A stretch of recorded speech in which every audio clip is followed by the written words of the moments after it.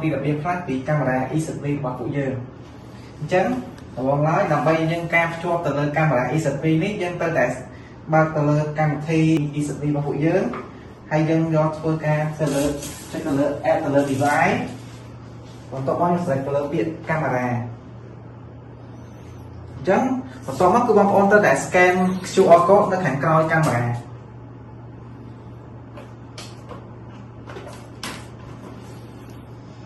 ញ្ចឹងយើងត្រូវចុច allow ដើម្បីឲ្យគេភ្ជាប់ជាមួយនឹង Wi-Fi របស់យើង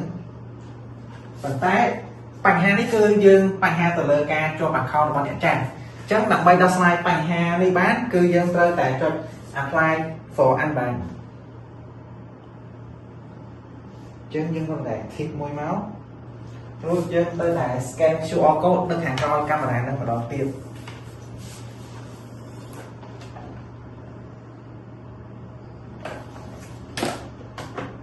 តមកយើងមកចុចទៅលើពាក្យ submit រួចយើងចុចទៅលើ I confirm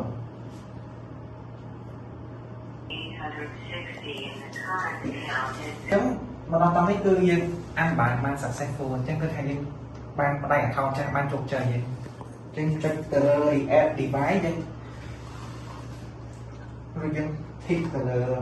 device is power on ដោយសារតែយើងបានដោះស្រាយរួចហើយអញ្ចឹងយើង start កាន់នឹងមក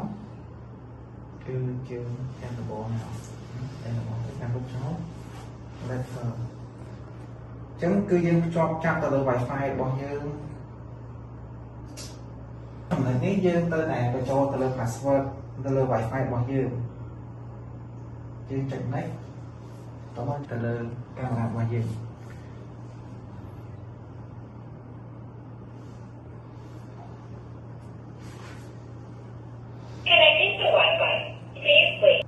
អ